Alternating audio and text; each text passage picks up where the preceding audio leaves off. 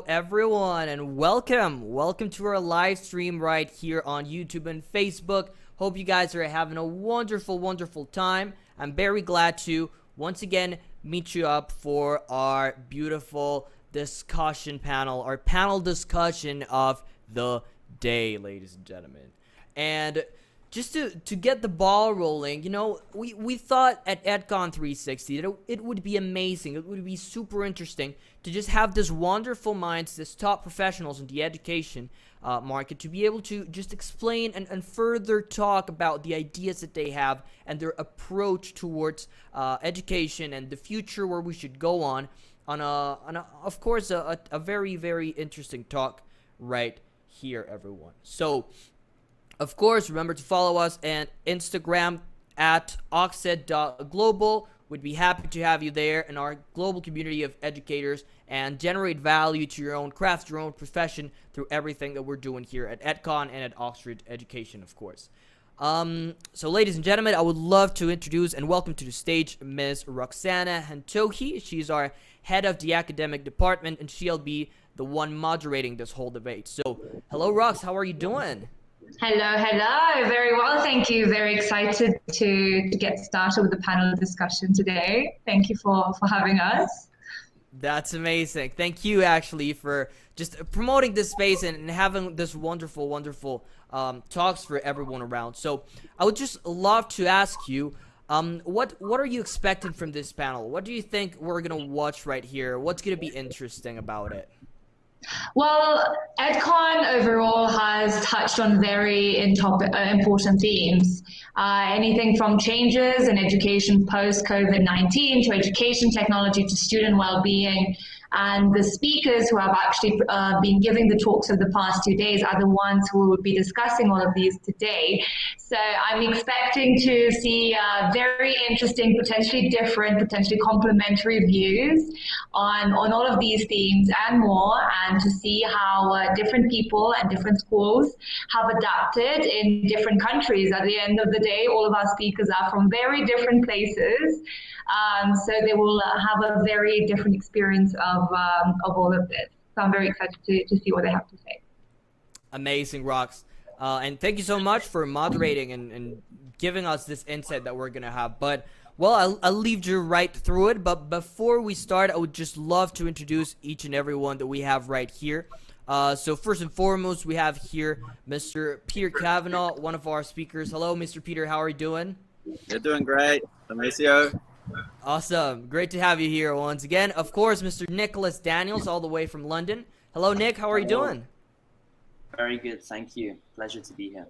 Amazing. It's a pleasure for me, too, to be able to introduce you all. And next up, we've got Mr. Hamish Williams. Hello, Hamish. How are you doing? Ni hao, lao shi, wo hen hao. I'm great, thanks. Pleasure to be here. Amazing. Thank you, Mr. Hamish. And Mr. Terry McAdams, how are you doing? I'm good, thank you. Thank you for inviting me. Of course, thank you. Thank you. And we've got here Mr. Craig Fullerton as well. Hello, Mr. Craig, how are you doing? Hi everyone. Thank you for enabling me to be part of this discussion. Looking forward to it. Amazing. All right, we might be able to have Mr. Kevin Schooling at some point during this talk, but I see we're having some technical issues at the moment. So he'll be joining us hopefully at some point, but I'll leave you all to it. Thank you so much for participating on this, our very interesting panel discussion. So Rox, off to you. Thank you, Mal. Fingers crossed. I'm sure this will be a very interesting discussion. Thank you so much, everyone, for offering to be here. Obviously, like I just mentioned before, in terms of what I was saying to Mao, the EdCon event has covered quite a lot of ground over the past couple of days. And the first theme, the major theme, was obviously changes in education post-COVID-19 and what we can expect from world education in the coming years. However, before we move on to that, and we fantasize about our dream educational systems of the future, I would like to actually go back a bit to the past and start with technology in particular in education over the past year. As probably all of you have experienced and know, most teachers from around the world were just put in a very tough spot from a day to the next or a week to the next. And plenty of people who had absolutely no experience in EdTech, education technology, were forced to just go from in-person classes to switch directly to technology up to from the next day. So what has been your personal experience in the place where you are based, and what is your opinion on the implementation of EdTech over the past year, and how do you think that transition has gone? Who would like to start? I'll jump in if you like. Hi. Please go, Craig. Yeah, I think it's been a big change for everybody, of course. And I think one of the main things that we have learned in education is that we've been reminded it's a two-way street.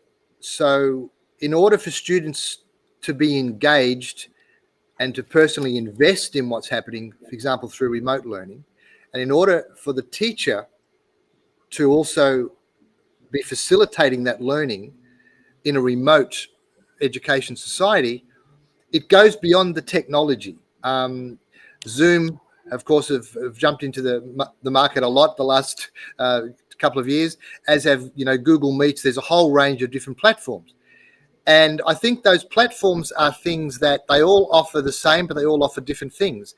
And as an educator being involved with remote learning, to me, in order to engage the students, the platforms that enable a more intimate approach, enable the access to various multimedia functions as well, is just more tools for us to encourage the students to emotionally invest in what they're being talked to about. We're not delivering curriculum like a postman, as by way of an analogy. We're facilitating learning using the best platforms we can, but we are still in charge of that platform. We are still in charge of what we put up there. So I think it's a case of, it's not just about the technology in the learning, it's about how we can utilize it and how we have learnt how we can utilize it and how the students have learnt how to engage with it. And I think that's the change that's been really significant. There was a survey done, there's been several surveys done, but there was one I remember reading about, and the survey, they surveyed a whole group of students, secondary students to grade 9s through 12, so upper high school students, about the whole idea of remote learning. Did you like it? Did you not like it? What didn't you like? What did you like? And it's interesting because them as learners, which encourages even us more to think like facilitators, many said, oh, we loved it. If it was used with, if there was multimedia things used, we could stop it, we could start it, we could go back, we could look at it, we could look at it later on, we could follow up on it. And, we can't do that necessarily in a classroom as the classroom program moves on to the next day, to the next period, to the next class. So as an advantage using technology, it goes back to the whole idea of flipped and blended models in enabling students to take ownership for their learning, which it seems they enjoy. Okay, that's a very positive experience. Thank you, Craig. I believe Terry would like to also add something. Yeah, so in terms of the actual EdTech and how it's developed, none of it is new. All of the technology that people have been using over the past year and a bit has existed for some time. And there have been organizations, I'm not trying to sell anything, but like Minerva, that is an online university that teach most of their classes through these kinds of platforms. In fact, they developed their own platform that has built-in live streaming for synchronous lessons, breakout rooms, so that you can get people collaborating. And they have built-in quizzes based on Eric Mazur's research in the 90s to do with clickers and giving feedback. So in terms of the EdTech developing, the only real developments have been security features, adding a little bit more functionality to things. it just seems that this is all new. It's actually the pedagogical practices that have changed rather than the actual technology. And what's happened is teachers have become very adaptive in changing the way that their practices to take into consideration the technology. So in many cases, this has been a steep learning curve, but in other cases, online lessons have actually been superior. It's much easier to run a class and share a document between students that are working on it, and actually adding comments and scaffolding their learning without moving from where you are. So in many ways, you can do a lot more in terms of feedback. And what I've noticed is teachers are now recording video feedback all the time, or in preparation for lessons, they are recording the instructions of what they'd like to do. And they're using things like voice to text recognition.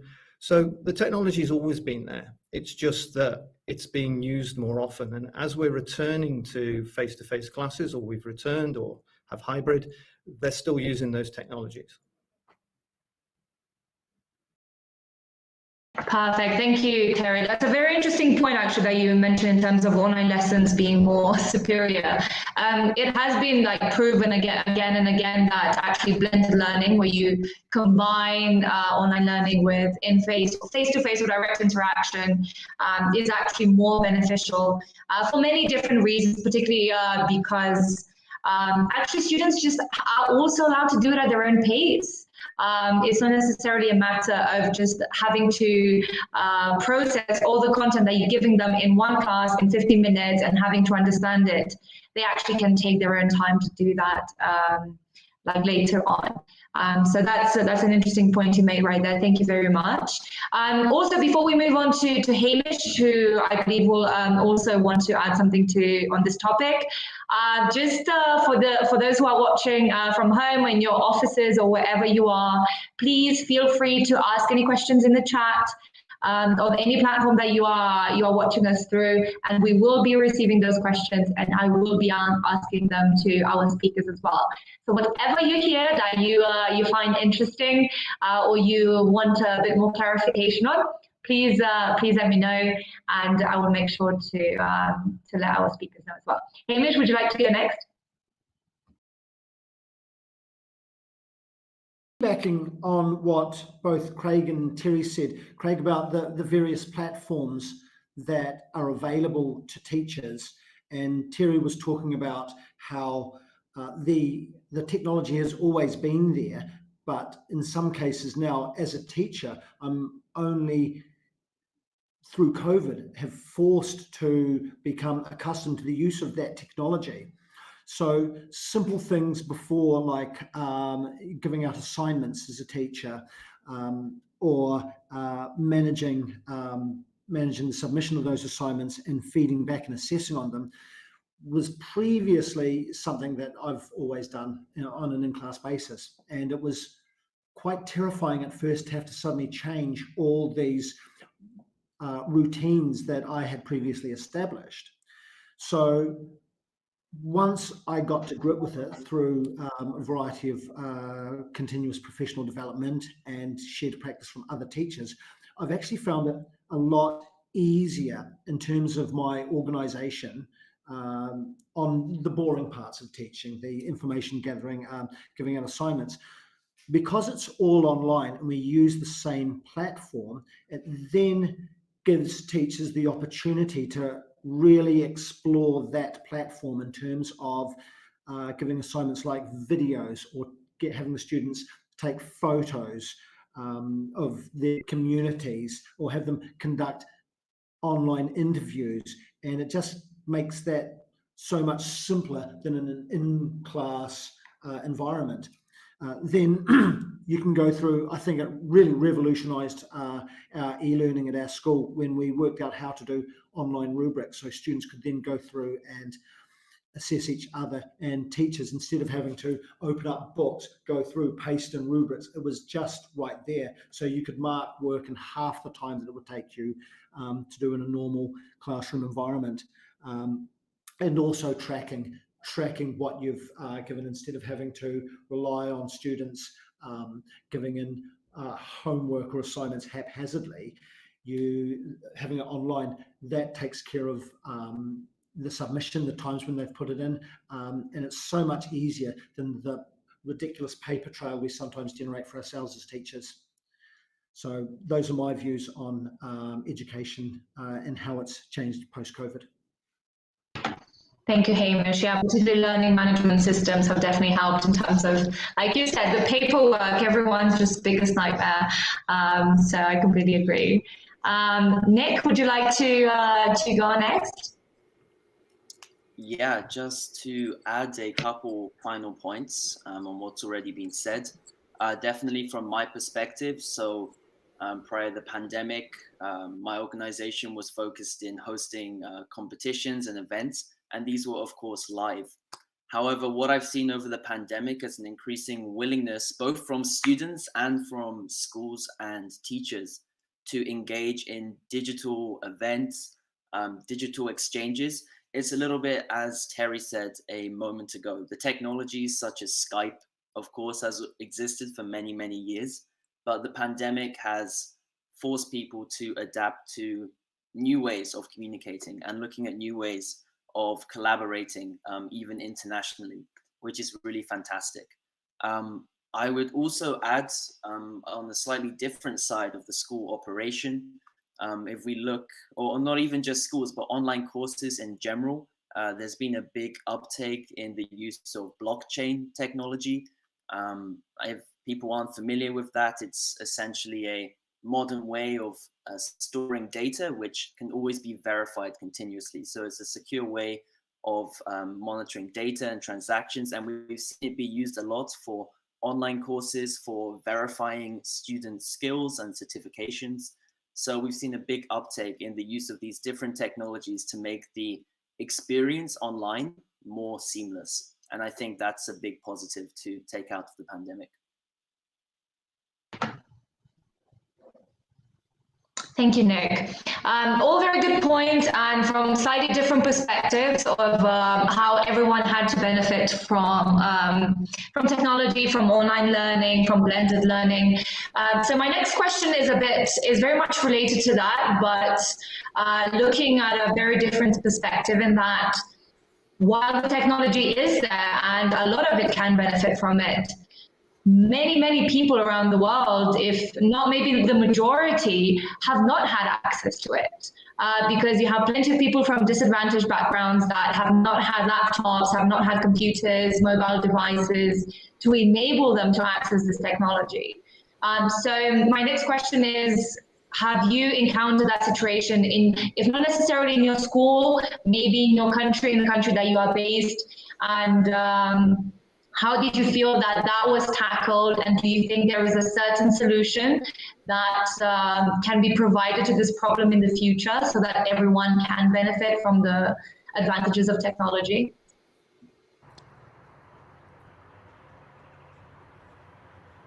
I can answer again if you like. Please, sir. So speaking from somebody that's working in Korea and working in an environment that's very tech-based with ubiquitous internet access.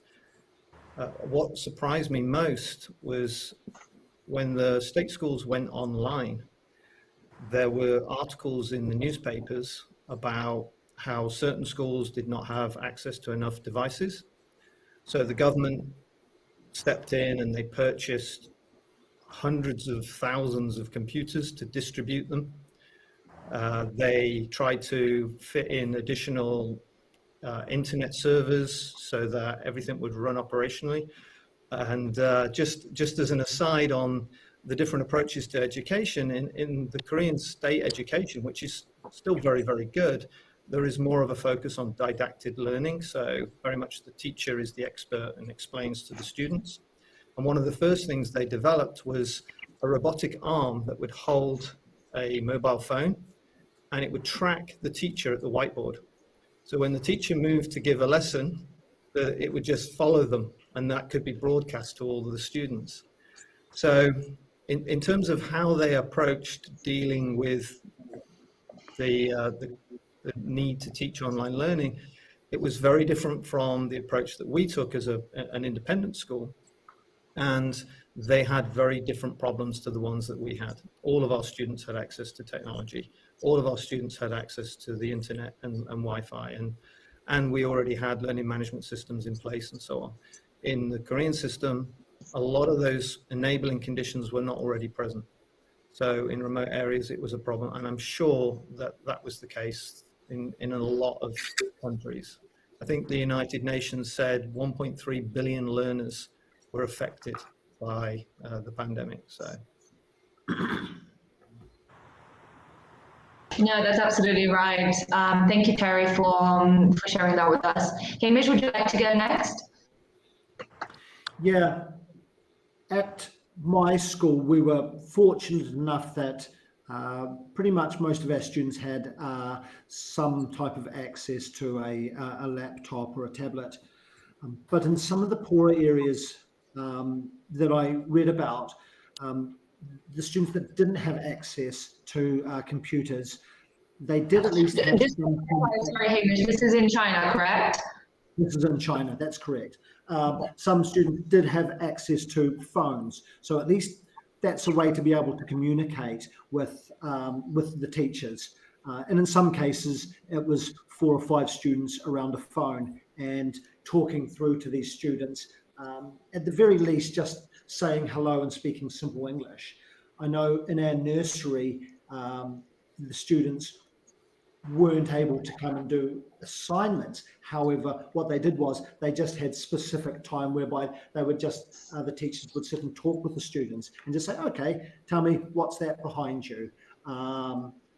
What can you tell me about what happened today? And as long as students are able to communicate, then that's at least a start, you know, without having the platforms, without having the Melons or the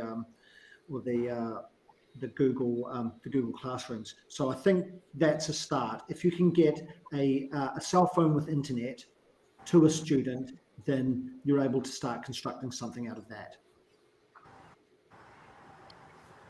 Yes, that's very true. I'm currently in Mexico, and quite a lot of teachers here used WhatsApp. I know that might not be available in China, but in plenty of other countries, actually WhatsApp it's just so simple and so efficient, and being able to send like your homework and to let the teachers know what the students are supposed to be doing, it has just been an essential form of communication.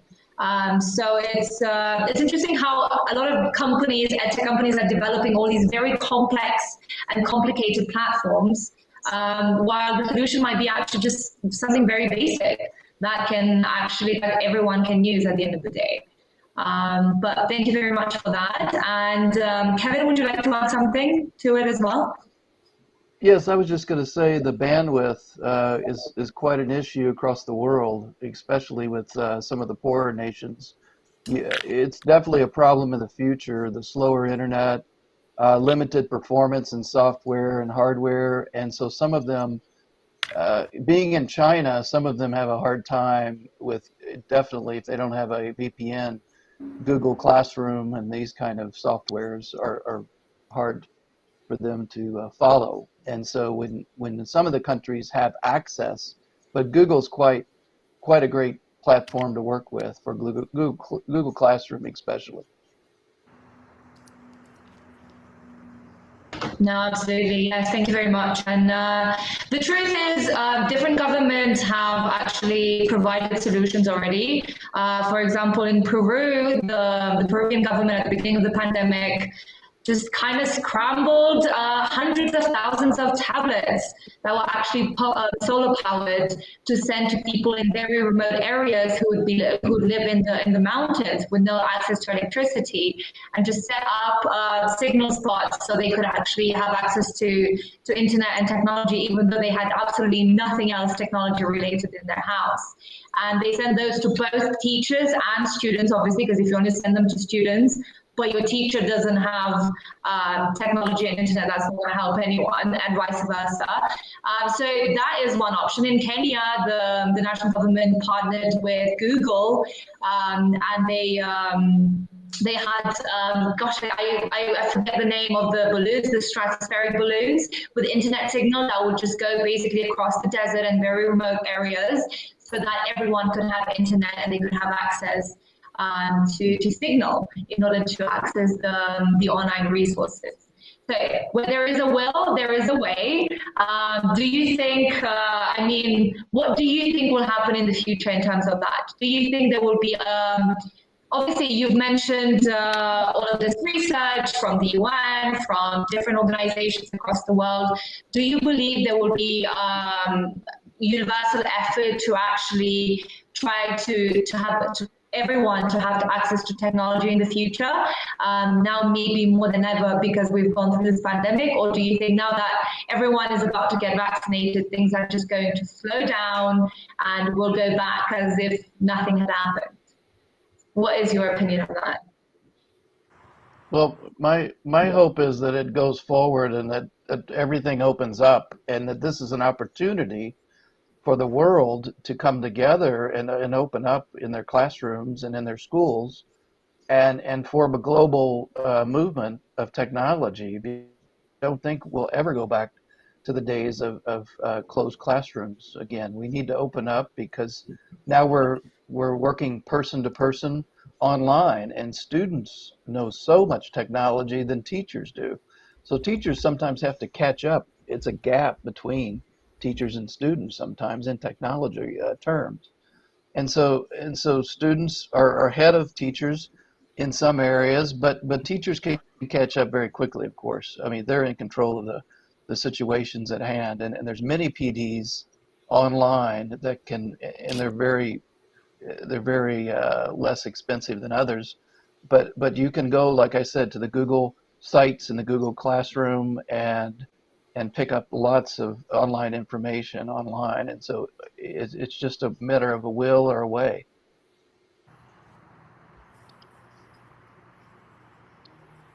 So my point was sort of building on that in terms of, look, there is an expression, necessity is the mother of invention. And we've seen greater adaptation from schools and governments than we could have probably ever expected. I'm hoping that it will continue, but I don't think that everyone should be relying upon governments to do these things. I know from my own personal perspective and from the school where I work, we form collaborations with non-government organizations all the time. And we've done charitable projects throughout the world, including Nepal. We've just created a partnership with a school called Get Ahead, who provide an education for the poorer areas, the Black townships. And together we're working to make that school the most technologically advanced school in South Africa. And although you might think this takes money, actually, of course, money helps, but really it's professional development and training and expertise. So we'll see technology develop. There's more and more work being done with artificial intelligence, and we'll definitely see more personalized learning. We're already seeing, I think the point was made earlier about superior tracking and feedback that can be given through learning management systems. Well, the next step will be AI monitoring that and being able to provide guidance. Imagine the situation where a student goes to a search engine and wants to search for something on a project. They're normally just given the top ranking hits, and they go to each one, and some of them are appropriate, some aren't, and they have to sort of make that judgment themselves. In the future, we're going to see AI will actually rate the quality of the information provided by the website. Perhaps it will summarize it and produce a small report for the student. And each of those reports would be written at the level for the student. So if they were a junior school student, it would be the information that it would actually drag in and scrape from the internet and put in a format would be suitable for that age group. The second language learners, it would be the same. So we are going to see continual developments, and as we see these developments, hopefully they will be rolled out to some of the poorer nations in the world. Until that time, it's really the wealthier, not just nations, but the wealthier schools that should be reaching out to try and collaborate with some poorer schools throughout the world and see whether they can run online training sessions for their staff, offer skill shares, because there's a lot of free technology out there. As long as a student or a school has a device and access to the internet, even if it's not access to the internet all the time, there are tremendous things that you can do in terms of developing e-pedagogy. Yeah, I think the question of will it ever go back, or will people say, "Oh, it's fine, we'll carry on"? I don't think it's ever going to happen. And I think, again, when I spoke earlier about it's even more a two-sided thing here. I mean, our students are used to now utilizing technology not just for fun, but also for learning. And they're going to be looking for constant changes, constant stimulation, constant ways to engage with learning. So as things improve and schools and kids go back to school, I think there is going to be a place that students are going to really expect that there is online aspects to learning. And getting back to the whole idea of teacher teaching or teacher facilitating, because we've learned through remote learning that to facilitate the learning, teachers have had to draw on a whole bunch of different tools, management systems, whatever they might be. And that's been a way to get the message or get the content or to get the engagement with the students. I think the only thing that will not change, which will be something that students wanted pre-COVID and students wanted during COVID, as well as adults and corporate sector and teachers, and will continue to want, and that is connection. Through remote learning, it's them and their friends on a screen, but it's not the same connection as they're used to. But that has improved through various aspects of developing lessons, developing topics to be talked about in the virtual classroom, and looking at ways to enable the students, even though they're not together, to connect together. It might be doing projects where you've got a couple of students working together, even though they're remotely. You can still incorporate, I think, the connection aspect, which is going to help the engagement, which is going to help the motivation, which is going to help the learning, and of course, at the end of the day, help the life skills develop, as well as any recall that you want your students to have for particular topics or within curriculum systems. So I think it is going to change. I think it already has changed. And I think it's a lot of the onus is still going to be on teachers. It's going to be, great to have the students in the classroom. And here in China, we've been blessed insofar as we haven't really had to do remote learning in my case, since last April, last year. Kids have been back at school with restrictions. However, even so, teachers are looking at ways, we're talking about ways, looking at skill shares, looking at ways to take the great things that we utilize, the great tools, the great opportunities to engage and connect through COVID, through the pandemic, and apply them to teacher facilitator rather than teacher learner. So I think it is going to change. Students are going to demand that it changes. Teachers are going to want to explore more ways of teaching and learning. I think it's an exciting time in education that the pandemic has brought us, in that teachers are learning a lot and students are really wanting to invest emotionally in becoming empowered as to what they expect us to deliver them, but not so much just what, but the why are we delivering it and how are we delivering it, utilizing technology. I mean, they flick through Facebook all the time, don't they? Snapchat, Instagram. They want constant stimulation.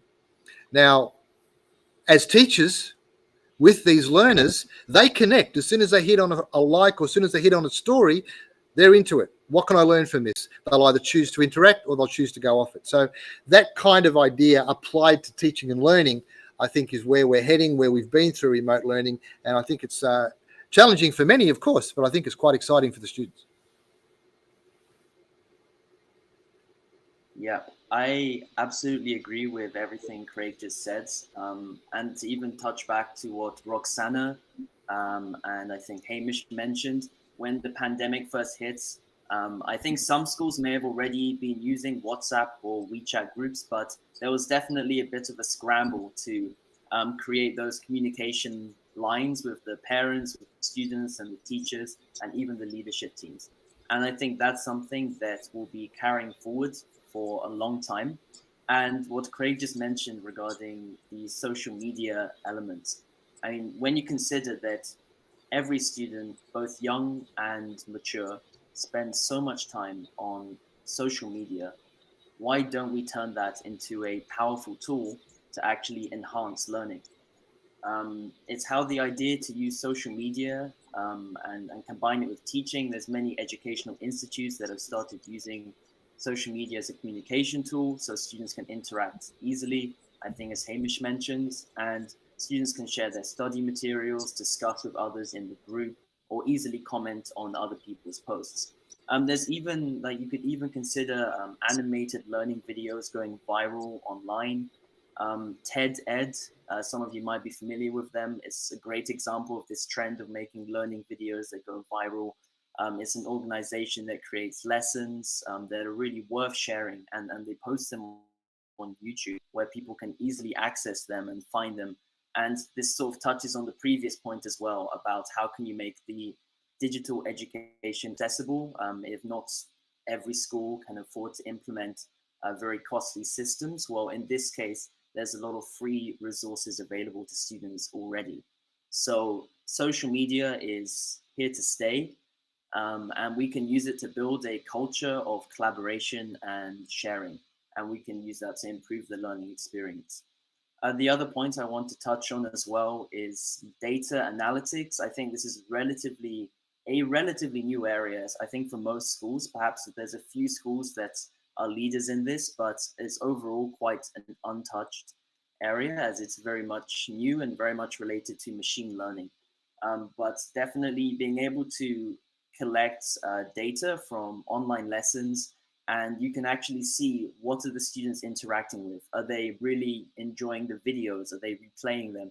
Are they spending a lot of time on certain types of activities? So we can then harness that data and use that to improve lessons. Of course, this is maybe a little bit of a utopia. You know, this kind of technology will take a while to implement across most schools, but I definitely think it's something that will be appearing more and more frequently going forward. I think that Craig, and was that Nick just spoke? Thanks, Nick. I agree with a lot of that. Particularly, Craig talked about the connections with students. When we talk about IT, what does IT stand for? Information technology. So this technology is particularly good for information. So I totally agree. When you want to share data, these platforms are amazing. But if you want to connect students, then you have to work really hard. Like even this, I haven't met any of these panelists, and I'd just love to have a little chat. You know, the 2-minute chat you have before a panel is really important. I can't see anyone I'm speaking to, which is very strange for me. I'm an Australian and I speak very fast. I don't know if you understand what I'm saying at all. The body cues coming back. There's a lot that goes on in human interaction that is not there with internet connection. So I think the pandemic has forced it to happen, and there's lots of good things that come from it, but I don't think we need to rely on it. I think we need to return to human contact. Should IT transfer to more RT, relational technology? I think during the pandemic, there was lifelines to relationships through the chatting and so forth, and it served different personalities differently. So I've seen introverts really enjoy staying at home and being able to have a little chat and then go back to their little lives and really enjoying school. But for extroverts, it's been very difficult being stuck at home and not being able to relate. I've also seen pressure on the private schools. I think, was it Craig in China, and saying about being a private school, or no, sorry, Korea. In Korea, it's different for private schools. There's a lot of pressure to provide value for money, and that often comes in curriculum. So the thing that is cut out is relationship. So I've heard teachers actually complain that they used to run activities. The first thing in the morning, they would run a game with all of their students on their chat show and the chat room. But then they were instructed to not do that because they needed to get through curriculum because that was seen as more valued. That's a school issue, that relationships matter to schooling. Very good. Thanks. Interesting. Thank you very much, Peter. And actually, I'd like to follow up from what you just said now. Quite a lot of the presentations mentioned communication as being a huge, and obviously it is a huge thing in terms of education, particularly in the communication between teachers and students. Things have shifted over the past year. While everything was obviously communicated in person at the beginning, then things kind of like became very much WhatsApp, WeChat, all these different platforms or apps.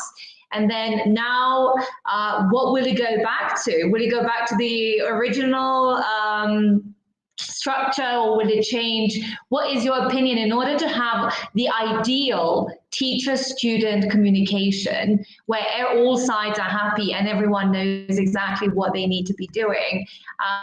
What do you think would be the ideal scenario?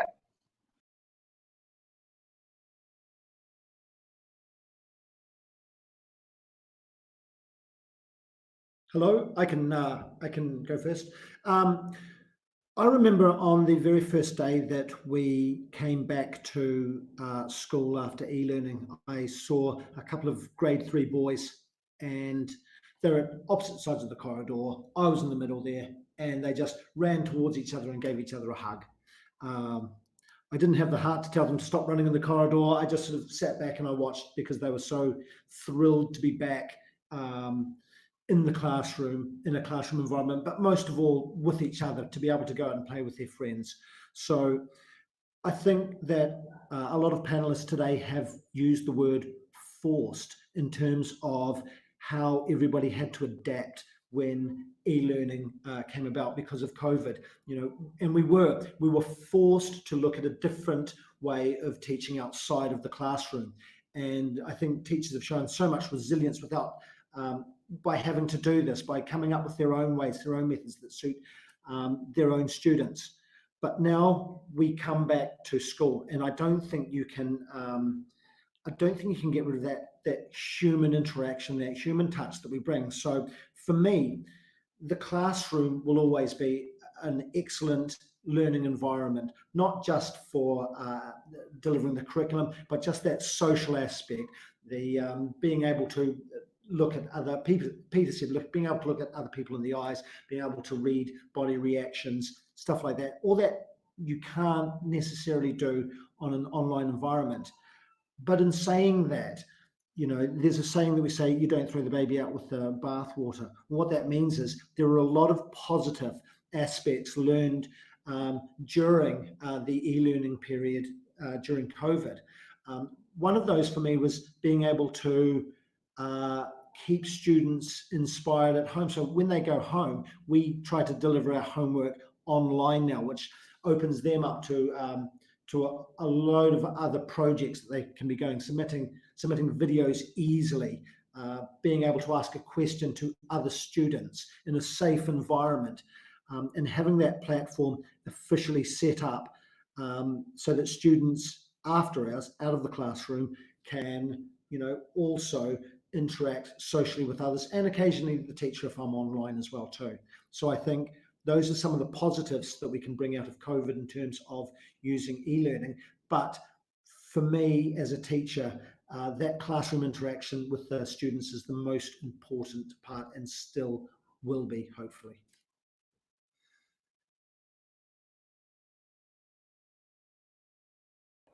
So what I've noticed since we returned from face-to-face learning, just elaborating on Hamish's point about the 2 boys that ran in the corridor, clearly that irked him, and hugged each other, is actually when the students have come back, I've tended to notice that teachers are using the learning space much, much more effectively than they used to. Communication isn't just verbal, it's physical. We read body language. I think maybe it was Craig that mentioned that earlier. And there's a lot of research to show about learning spaces. I mean, we have maker spaces for a reason, areas where students can break out and work together, collaborate and build things and solve problems. And what I've noticed is teachers are taking the students out of the classroom much, much more, outside into the big open areas that we have in the school. And there's a lot more sort of social learning than perhaps there was before. So the communication that you do online is very different. It's a lot of messaging and discussion boards, and students are used to those types of things because of the environment that they've grown up in.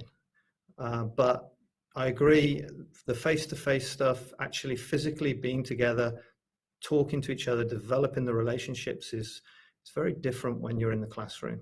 So in terms of how communication is going to move forward, I think we'll probably still see a lot of schools using LMSs with discussion boards and giving feedback online, maybe video, verbal feedback. But that sort of social learning that students get in spaces, in breakout areas, physical breakout areas, are actually vital for not just collaboration, but communication. And I agree. I think communication can always be improved. But I think it's important that teachers rapidly ramp up, Google Classroom, Kahoot, Quizlet, and get involved in data software between teacher to teacher, student to student, to make sure the collaboration is taking place. But I also believe in a point earlier about EdTech communication using artificial intelligence. I think we're going to have a global classroom of the future, and there's going to be lots of data that is being collected from teachers and students.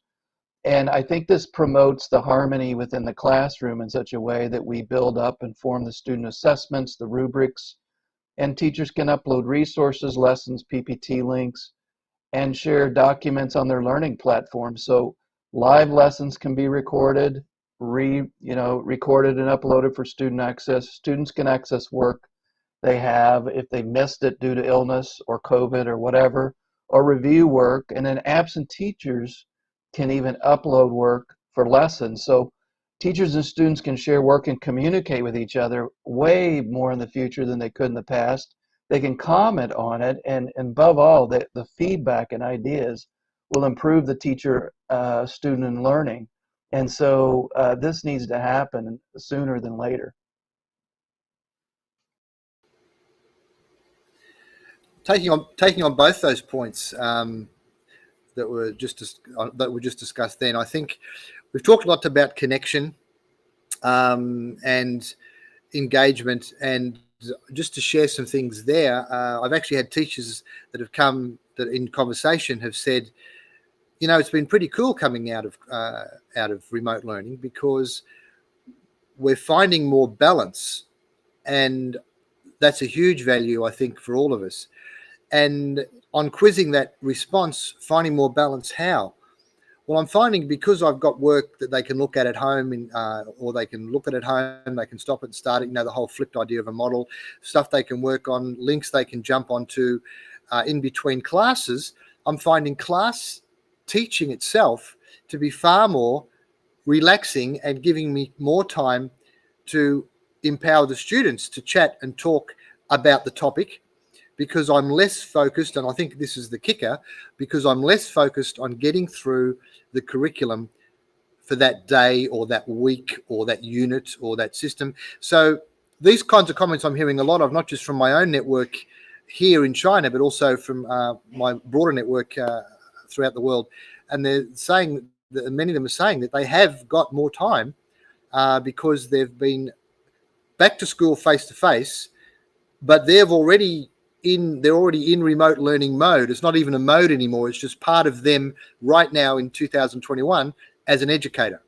That's what they do. They prepare stuff. They put links up and so on and so forth. They get back into the classroom face-to-face, nothing taken away from their curriculum, nothing taken away from the facilitating of the learning, but what has been put into it has been balance and connection And those are those two words I think are, again, like I talked about engagement before. Balance and connection, I think, two words that we've all, I think, commented on this evening, sorry. But they're very real and very true. If teachers can say to you, yeah, I'm stressed and I'm planning and I'm organizing this and this, but I'm also feeling that I'm more balanced and my kids are more balanced, I'm able to spend more time with them and so on and so forth, then that's got to be a positive moving forward as we move forward as educators in a new education environment. Thank you very much, Craig. And we have our first question from the audience as well. On the use of platforms, do you have any tips to promote online collaboration among students that avoids them simply splitting up an assignment and working individually? Nick, would you like to answer that? Thank you, Luis Enrique, for your question.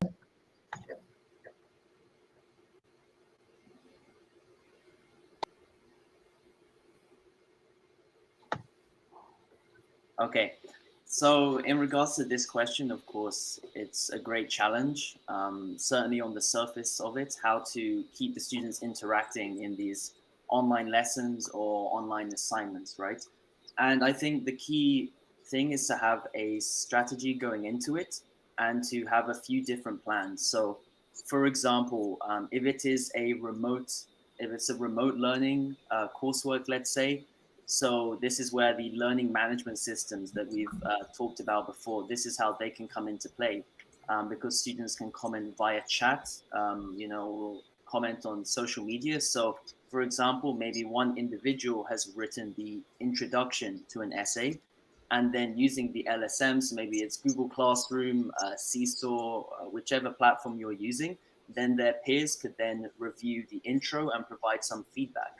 And of course, this can be monitored by yourself, by the teachers. Other options could be role-based. So students can work on smaller individual tasks based on their role within the group.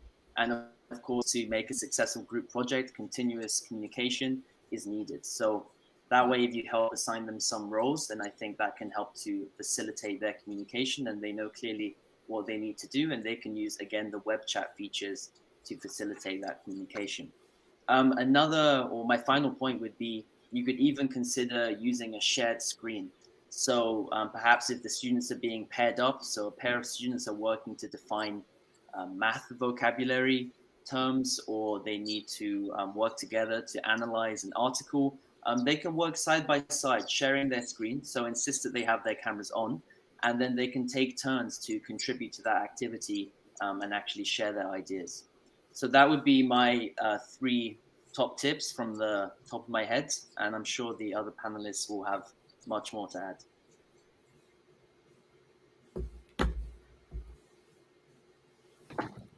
Terry, would you like to go next? Mute my microphone. Great, thank you.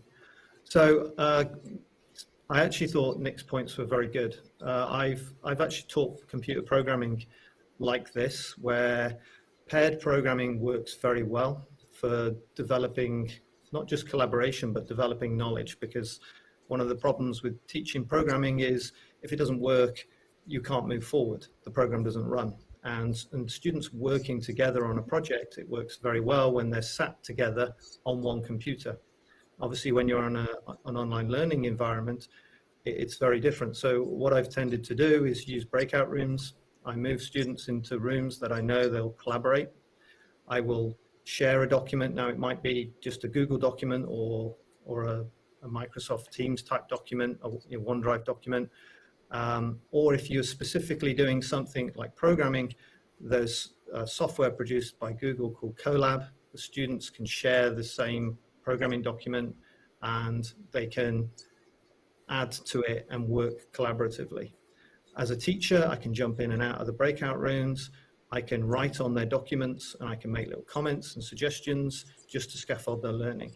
And if you move around the groups very quickly and join in their conversations, actually, they really communicate very, very well.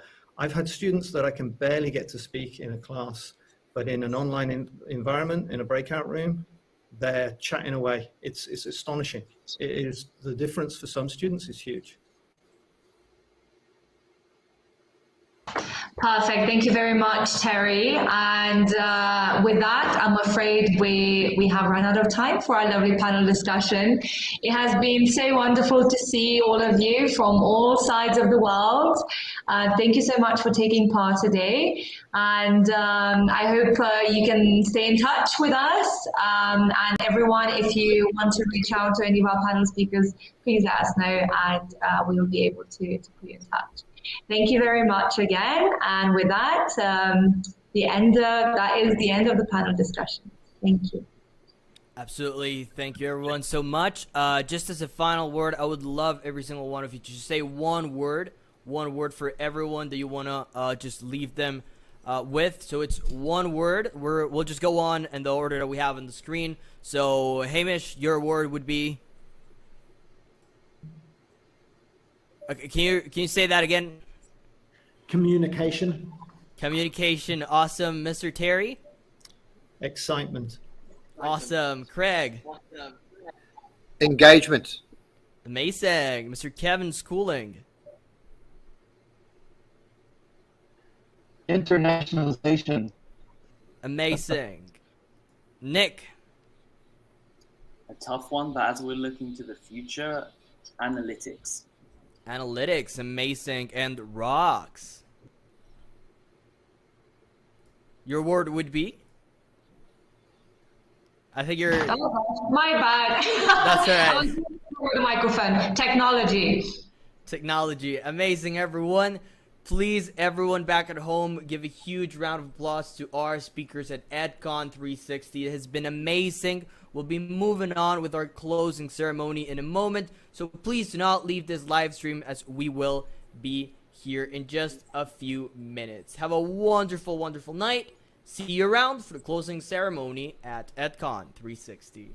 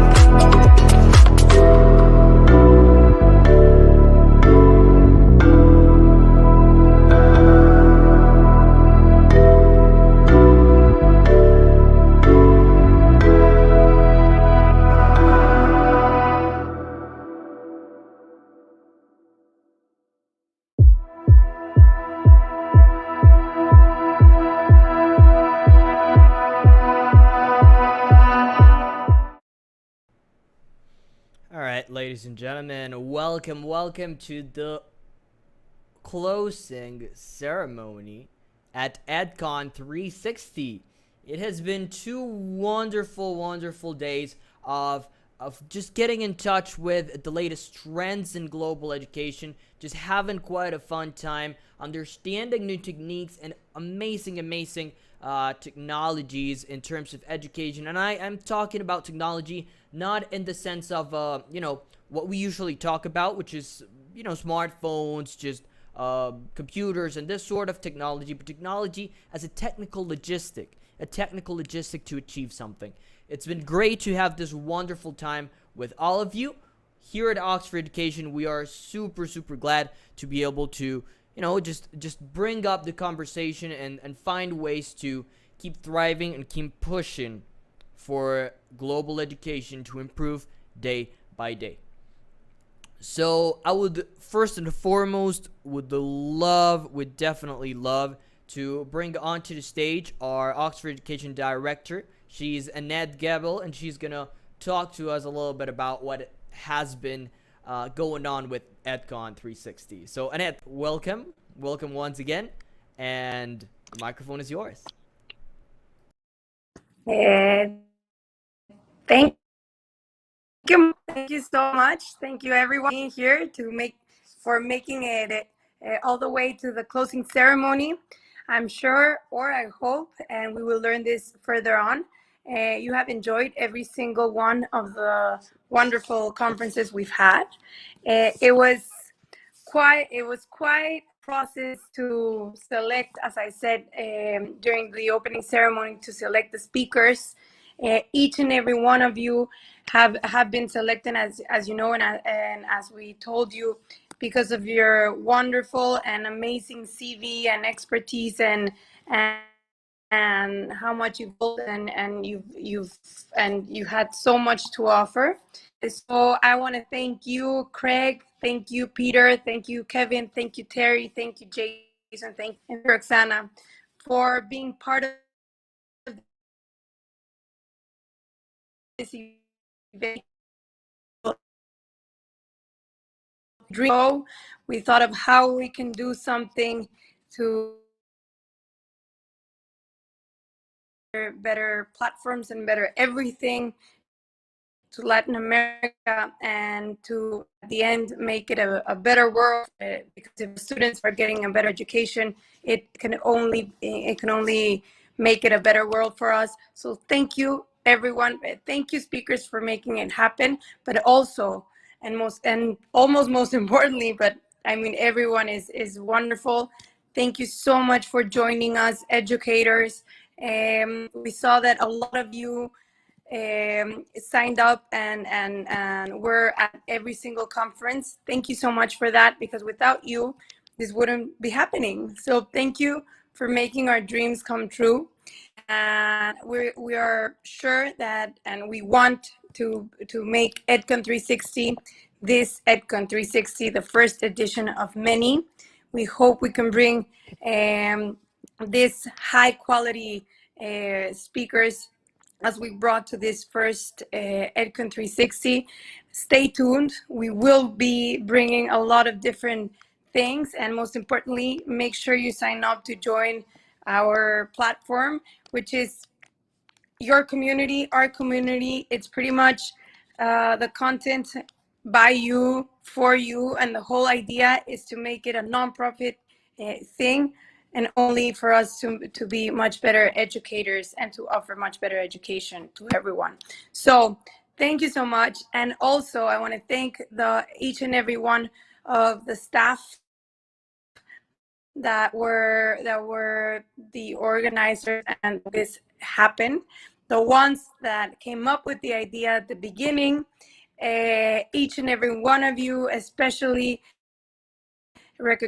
special recognition to Fia, to Mauricio, to Monica, to Oriana, to Carolina, to each and every one of you, courts, and all of the ambassadors.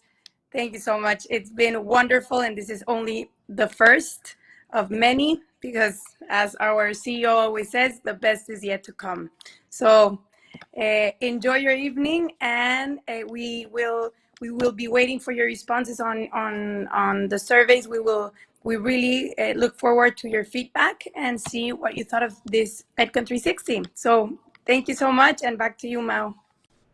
Amazing. Thank you, Annette. Thank you for such kind words, such wonderful words. I believe we can all together build amazing things if we just come together. Just the main principle of EdCon, it's that to just build a global community of educators that can actually, push forward the boundaries of education. So thank you for that, Annette. Thank you for your time and for this wonderful speech. All right. So carrying on with our closing ceremony here at EdCon 360, it's only great and it's only fitting to thank our speakers for this wonderful event. You guys have made it possible. Of course, you guys brought here the information. You guys brought here the amazing ideas that we can all further on take from, learn from, and apply to our own institutions. So this video is for you.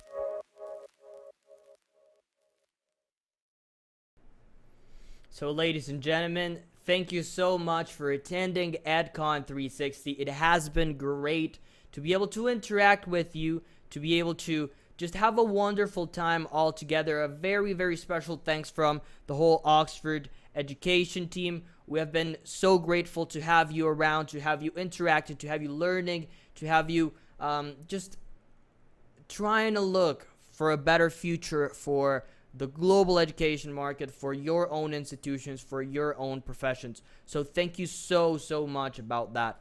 I would love to just mention and remind you, for EdCon 360, we have a very special certification. For more information on that and how to claim your certification, access our Facebook group.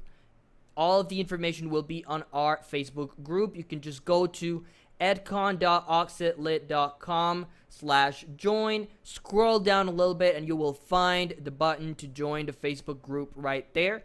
That's right where you can claim your certification, okay? So remember, join the Facebook group. We'll have all of the information on how to claim your certification.